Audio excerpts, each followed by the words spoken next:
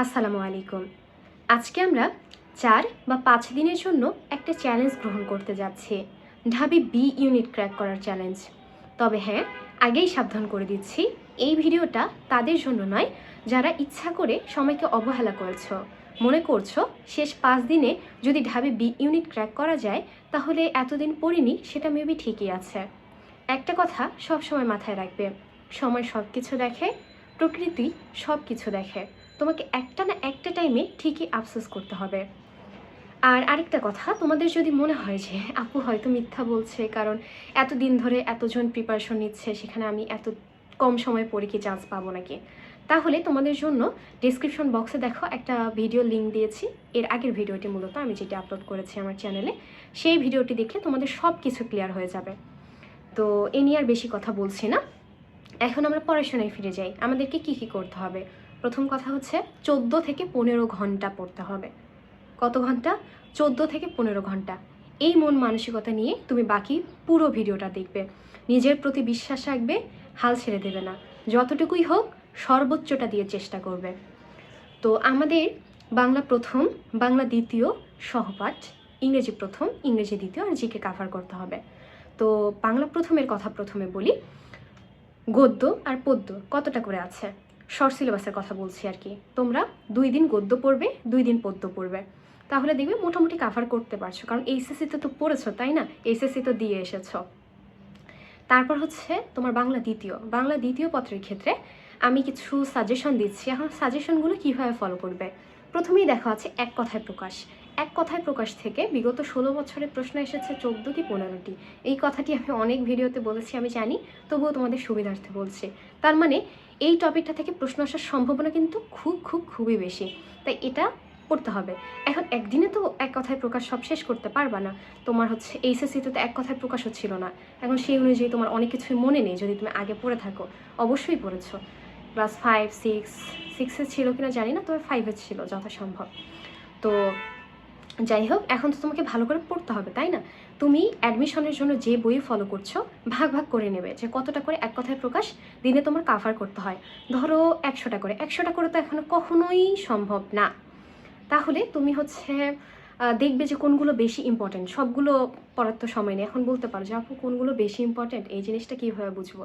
তোমার অ্যাডমিশন এর জন্য যে বই আছে সেই বইয়ে দেখবে যে প্র্যাকটিসের কিছু সম্ভবত অংশ আছে। বেশিরভাগ বইয়ে আমি দেখেছি, জানি না তোমাদের কারো বইয়ে নেই কিনা। তো সেখানে হচ্ছে বলতে পারো বরিশাল বিশ্ববিদ্যালয়ে ধরো এই এমসিকিউটা এসেছে, এই এক কথায় প্রকাশটা এসেছে, তারপর হচ্ছে তোমার এই বিশ্ববিদ্যালয়ে এটা এসেছে। মানে হচ্ছে তোমার বিগত বছরগুলোতে বিভিন্ন বিশ্ববিদ্যালয়ে যে এক কথায় প্রকাশগুলো এসেছে সেগুলো তোমরা পড়তে পারো। আবার হচ্ছে বলতে পারো বিভিন্ন চাকরির পরীক্ষায়, তো এই জিনিসগুলো দেখবে। সব যেহেতু পড়ার সময় নেই, ভাগ ভাগ করে নেবে। তারপর হচ্ছে তোমার সমার্থক শব্দও কিন্তু একদিনে তুমি কাভার করতে পারবে না, ভাগ ভাগ করে পড়বে। বিগত বছরগুলোতে যেগুলো এসেছে সেগুলোর প্রতি বেশি ফোকাস দেবে। এর বাইরেও কিন্তু আসতে পারে, এর বাইরেও কিন্তু আসতে পারে। আবার ওই যে বাংলা প্রথমের ক্ষেত্রে শর্ট সিলেবাসের কথা বলেছি না, শর্ট সিলেবাসের বাইরে থেকেও আসবে, কিন্তু করার তো কিছু নেই। এমনটা তো না যে তোমাকে সব পারতে হবে। আমিও কিন্তু শেষের দিকে এসে ফুল সিলেবাস পড়িনি, কারণ আমার হাতেও সময় ছিল না। যতটুকু হোক, যতটুকু না হলেই না ততটুকু। তারপর হচ্ছে আরও যদি কিছু টপিক্সের কথা বলি, যেমন হচ্ছে বানান। বানান তুমি এইচএসসিতে পড়েছো না, তুমি অ্যাডমিশনের জন্য যে বই ফলো করবে সেটাতে দেখবে এমন অনেক বানান আছে যেগুলো তুমি আগে পড়েছো। তারপর উচ্চারণের কথা যদি বলি, আমি উচ্চারণের জন্য একটা সূত্র ফলো করতাম। আমি সূত্রটা তোমাদেরকে একটু দেখাই।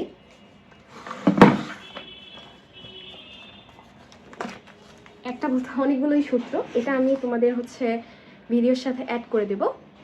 তো উল্টো দেখা যাচ্ছে কারণ আমি সামনের ক্যামেরা দিয়ে ভিডিও। এমন কিছু টপিকস আছে যেগুলোর বেসিক তোমার আগে থেকেই আছে, ওই তো বললাম বানান, উচ্চারণ।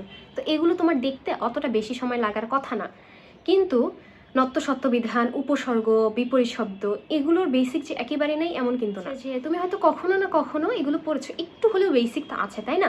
তো সেই অনুযায়ী তুমি যতটুকু পারো দেখো। বারবার বলছি সব কাভার করার সময় নেই, সব কাভার করতে পারবা না, কিন্তু তোমাকে যে সব কাভার করতে হবে এমনটা তো না। যতটুকু পড়ছো ততটুকু থেকেই যদি অনেকগুলো কমন পড়ে তাহলে তো ভালো তাই না?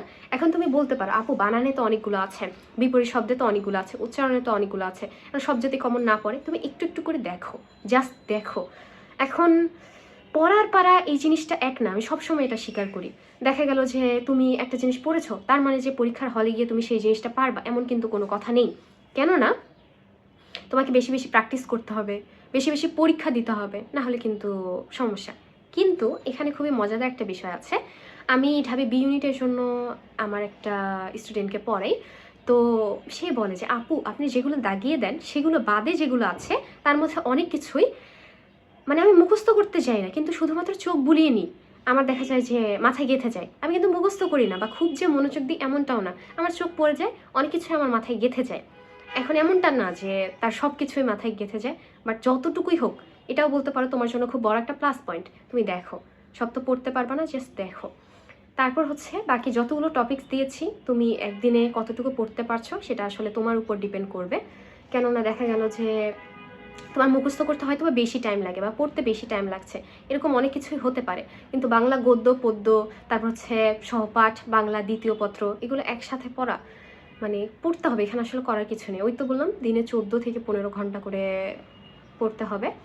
এখন যদি তোমার গদ্য পদ্য শেষ করতে খুব সময় লাগে, এখানে আসলে করার কিছু নেই। এখন খুব ভালো করে একদম খুঁটিনাটি ধরে তো পড়ার সময় নেই, দাগানো লাইনগুলো পড়বা, শব্দার্থগুলো দেখবা, তারপর হচ্ছে তোমার সৃজনশীলের ক খ দেখবা, মূল ভাব দেখবা। তো এই সব কিছু বলতে পারো যে আগে থেকে যেহেতু পড়েছো তাই চোখ বুলিয়ে নিবা যতটুকুই হোক। কিছু জিনিস মুখস্থ করতে হয়, কবিতার চরণগুলো বুঝে বুঝে পড়তে হয়, কবিতার চরণগুলো দ্বারা কী কী বুঝিয়েছে, এরকম করে পড়া ছাড়া কোনো উপায় নেই। তুমি যদি খুঁটে খুঁটে পড়তে যাও অনেক টাইম লাগবে। তো এতটুকুই। বাংলা ব্যাকরণের সব টপিক্সও যদি কাভার না করতে পারো, আমি প্রায়োরিটি লিস্ট মেনটেন করে সব টপিক্স দিচ্ছি, উপর থেকে নিচ পর্যন্ত যতটুকু পারবা ততটুকু আর কি পড়ে ফেলবা। বাকিটুকু কি বলবো, তোমার তো হাতে করার কিছু নেই, তাই না? তুমি তো ইচ্ছা করে সময়কে অবহেলা করোনি, হয়তো বা ডিপ্রেশনে, হয়তো বা সব কিছু গুছিয়ে নিতে পারোনি, গুছিয়ে নিতে নিতে এতদিন সময় চলে গিয়েছে, তো যে কোনো কিছু হতে পারে। এরপর ইংরেজির কথা বলি। প্রথম পত্র যদি পড়া না হয়ে থাকে তাহলে করার কিছু নেই, যদি হচ্ছে পড়া থাকে তাহলে হচ্ছে তুমি যে ওয়ার্ডগুলো হচ্ছে ওখানে দাগানো, যেগুলো তুমি পারতা না দাগিয়ে রাখছো, তো সেগুলো একবার করে দেখে নেবে। ইংরেজি দ্বিতীয় পত্রের ক্ষেত্রে আমি দেখো ডেসক্রিপশন বক্সে কিছু টপিক্সের নাম দিয়ে, তুমি যদি নিয়মে দুর্বল হও, মানে হচ্ছে তোমার বেসিক যদি দুর্বল থাকে তাহলে কিন্তু খুব বড় সমস্যা। বেসিক দুর্বল থাকলে আসলে নিয়ম ধরে ধরে পড়ার মতো সময় এখন নেই। তবু যতটুকু না দেখলেই না, ধরো হচ্ছে 5টা নিয়ম দেখলা, ওই 5টা নিয়ম অনুসারে তুমি প্র্যাকটিস করলা, তাহলে দেখবা যে নিয়মগুলো আয়ত্তে চলে আসছে, মুখস্থ করতে যাবা না। তো যতগুলো টপিক্স দিয়েছি প্রত্যেকটার কিছু কিছু করে প্র্যাকটিস করবা। ধরো 1 থেকে 12 দিয়েছি, 1 থেকে 12-র মধ্যে প্রত্যেকটা 20টা করে প্র্যাকটিস করলা। এখন তোমার জন্য এটা যদি বেশি হয়ে যায় 15 করে, তারপর এটা যদি আবার কম হয়ে যায় 30টা করে, আমি জানি না আসলে কতটা তোমরা প্র্যাকটিস করতে পারবে, এটা তোমাদের উপর ডিপেন্ড করবে। দেখো তোমাদের কিন্তু সব কিছু প্র্যাকটিস করা হয়ে যাচ্ছে, প্লাস হচ্ছে প্র্যাকটিস করার সময় উত্তরগুলো দেখবে না, বুঝতে পেরেছো? উত্তর না দেখে ঢেকে ঢেকে তোমরা পরীক্ষা দেওয়ার মতো আর কি প্র্যাকটিস করবে, এমসিকিউ সলভ করা যেটাকে বোঝায়। তো এভাবে যতটুকু এগোতে পারো ততটুকুই। ধরো পার্টস অফ স্পিচ তুমি একদিনে যদি কাভার করতে চাও, ধরো 1000টা প্রশ্ন আছে ধরে নাও, কারণ সব তো পড়তে পারবে না, এখন সব তো প্র্যাকটিসও করতে পারবে না। এই জন্য একটু একটু করে প্র্যাকটিস করলে দেখবা যে হচ্ছে সবগুলো টপিক্সও প্র্যাকটিস করা হয়ে যাচ্ছে, প্লাস কাভারও করা হয়ে যাচ্ছে। এরপর হচ্ছে তোমার জিকের কথা যদি, মিহির জিকে সাজেশন নামে একটা বই আছে, এটা কিনে ফেলো। এটার মধ্যে 100 কত জানি 5 নয় নাকি 4 নয় আমি জানি না পেজ আছে। তো তোমাকে তো সব পড়তে হবে না, ধরো প্রত্যেকদিন 50 পৃষ্ঠা করে পড়লে 50 পৃষ্ঠার মধ্যে দেখবে কিছু স্টার দেওয়া আছে, তারপর কিছু এমসিকিউ দেওয়া আছে প্র্যাকটিস করার জন্য, সেগুলো মাস্ট প্র্যাকটিস করবে। তো দেখে বুঝবে যে এগুলো বেশি ইম্পর্টেন্ট, তো সেই জিনিসগুলো প্র্যাকটিস করবে। তো সব মিলিয়ে এভাবে প্র্যাকটিস করতে থাকো, পড়তে থাকো, নিজের উপর ভরসা রাখো, এটাই হচ্ছে মূল কথা। আমি এই কথাটা বারবার বলি, ভরসা জোগানোর জন্যই বলি। একজনের বেসিকে সমস্যা কিন্তু সে অনেক দিন ধরে পড়ছে, কিন্তু তোমার ধরো বেসিক ভালো কিন্তু তুমি অতদিন পড়োনি কোনো কারণবশত, তো শেষের দিকে এসে প্র্যাকটিস করলে তো দেখা যাবে যে না, তুমি একটু হলে ওর থেকে ভালো করতে পারছো যখন কৌশলী হয়ে পড়ছো। তারপর হচ্ছে তোমার লিখিতের কথা যদি বলি, লিখিততে হচ্ছে একদিন তোমরা হচ্ছে বাংলার ক্ষেত্রে ভাব সম্প্রসারণ, এখন ভাব সম্প্রসারণ একটা ব্যাপার আছে যে মূল ভাবটা তুমি যদি না বোঝো তাহলে লিখতে পারবা না। এজন্য যত ভাব সম্প্রসারণ আছে সবগুলোর মূল ভাব দেখবে। মূল ভাব দেখতে কতক্ষণ আর সময় লাগবে, জাস্ট তুমি যাতে বিষয়টা ধরতে পারো ওখানে আসলে কি বুঝিয়েছে। ভাবিয়া করিয়া কাজ, করিয়া ভাবিও না, বা বন্যেরা, যাই হোক মনে নেই আমার পুরোটা। তো বন্যেরা বন্যে সুন্দর আর শিশুরা মাতৃ করে, মেবি এটা। তো এটার মানে কি আসলে কি বুঝিয়েছে, জাস্ট এই পয়েন্টটা ধরার চেষ্টা করবা, না হলে দেখা গেলো আসলো কিন্তু তুমি পারলা না, সেটা তো খুব বড় একটা সমস্যা। আর হচ্ছে তোমার এই যে ফ্রি হ্যান্ড রাইটিং স্কিল যেখানে আর কি কাজে লাগাতে হয়, এক্ষেত্রে তুমি ভুলেও কমনের আশা করবা না। কয়টা ভাব সম্প্রসারণ তুমি লিখে প্র্যাকটিস করবা, কয়টা মুখস্থ করবা, যদি মুখস্থ করো আর কি, মুখস্থ করা উচিত না, যদি করো আর কি, কয়টা করবা, সারমর্ম কয়টা করবা, অনুবাদ কয়টা করবা। এজন্য তোমার যাতে বেসিকটা ভালো থাকে। ফ্রি হ্যান্ড রাইটিং স্কিল ভালো থাকলে তো আরও ভালো। তো ভাব সম্প্রসারণ কীভাবে লিখতে হয়, প্রথমে, মাঝে, শেষে 3টা অংশ করে লিখতে হয়। এরকম আর কি নিয়মগুলো তোমরা দেখবা কীভাবে লিখলে আসলে ভালো হয়। তো এই জন্য বলতে পারো যে প্র্যাকটিস করার যেহেতু বেশি সময় নেই, একদিন হলেও তোমাকে করতে হবে, দেখতে হবে যে আসলে তুমি কতটুকু পারছো। সম্প্রসারণ, সারমর্ম, অনুবাদ, তারপর ইংরেজির ক্ষেত্রে প্যারাগ্রাফ হচ্ছে টেক্সচুয়াল প্যারাগ্রাফ আর সাম্প্রতিক প্যারাগ্রাফ। যতটুকু পারো প্র্যাকটিস করবা, বাকিগুলো দেখবা যাতে তোমার কি পয়েন্টগুলো মাথায় থাকে এবং তুমি সাজিয়ে লিখতে পারো। তারপর সামারি আর হচ্ছে তোমার এক্সপ্লানেশন, এগুলো আর কি তোমরা প্রত্যেক দিন প্র্যাকটিস করবা। এর বাইরেও আসে, বাংলা ব্যাকরণের কিছু টপিকস আছে, তারপর ইংরেজি দ্বিতীয় পত্রের কিছু টপিকস আছে, যেমন পাংচুয়েশন, বাংলায় বিরাম চিহ্ন, পদ প্রকরণ, বানান। তো সব কিছু তো আসলে দেখার সময় নেই, তাই না? তো যতটুকু পারো জাস্ট চোখ বুলিয়ে নাও। ওই তো বললাম যে সব কিছু যেহেতু কাভার করার সময় নেই, যদি মাথায় গেঁথে যায়, যতটুকু মাথায় গেঁথে যাবে অতটুকু তোমার জন্য বলতে পারো যে কি প্লাস পয়েন্ট আর কি। আর আমার কথা আমি যদি বলি, আমিও কিন্তু বেশি দিন পড়ার সময় পাইনি। দেখা গেছে যে মোটামুটি সময় পেয়েছিলাম, হতাশা বা ডিপ্রেশন যেটাই বলো না কেন, এটাতে কাটিয়ে দিয়েছিলাম। সো আফসোস করেছি, আমি পরে খুবই আফসোস করেছি। এই জন্য নিজের প্রতি ভরসা রাখো। আর হচ্ছে এখানে অনেক কিছু ফ্যাক্টর হিসেবে কাজ করে, বারবার বলছি, বেসিক, দোয়া, তারপর হচ্ছে পরিশ্রম, চেষ্টা। আল্লাহ তাআলাই তো সব কিছু ভালো জানেন তোমার ভাগ্যে কি আছে। চেষ্টা করে যাও, যাই রেজাল্ট হোক তুমি সন্তুষ্ট থাকবে। আমি বারবার এই কথাটা বলি, কারণ আল্লাহ তোমার কপালে যা লিখে রেখেছেন তাই তোমার জন্য ভালো। অন্তত তোমাকে এই আফসোসটা করতে হবে না, শেষে আমি যতদিন সময় পেয়েছি আমি কাজে লাগাইনি। বুঝতে পেরেছো? আমার কিন্তু প্রায় প্রত্যেকটা ভার্সিটির ক্ষেত্রে আমি এই ভুলটা করেছি, শুধুমাত্র ঢাবি বি ইউনিট বাদে, যার কারণে বি ইউনিটে শুধুমাত্র আফসোস করিনি, বাকি সব ক্ষেত্রে আফসোস করেছি। এই আফসোসটা যাতে তোমার না করতে হয়, যতটুকুই হোক চেষ্টা করে যাও, আল্লাহ ভরসা। আর আরেকটা কথা হচ্ছে যে আমি খুব বেশি কথা বলি, এটাতে কিছু মনে করিও না।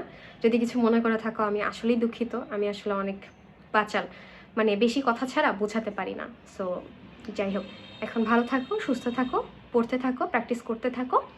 আর আরেকটা কথা হচ্ছে পরীক্ষা। তোমরা গুগলে গিয়ে সার্চ করবে যে DU B unit free exams, এই 4 দিনে 4টা পরীক্ষা দেবে। যদি আরও বেশি দিতে পারো তাহলে খুবই ভালো, এবং পরীক্ষার হলে সিচুয়েশনের মতো করে সব কিছু সাজিয়ে নেবে। দেখবে যে তোমাদের আসলে প্রিপারেশন কেমন, বেসিক কেমন। যাই হোক না কেন হাল ছেড়ো না, যদি কম মার্কসও পাও হাল ছেড়ো না, চেষ্টা করো। বারবার বলছি, এই কয়েকদিন চেষ্টা করে দেখো কি হয়। যদি নাও হয় তবুও আলহামদুলিল্লাহ, কারণ বারবার বলছি আল্লাহ তোমার কপালে যা লিখে রেখেছেন তাই তোমার জন্য উত্তম। আলহামদুলিল্লাহ। আল্লাহ হাফেজ।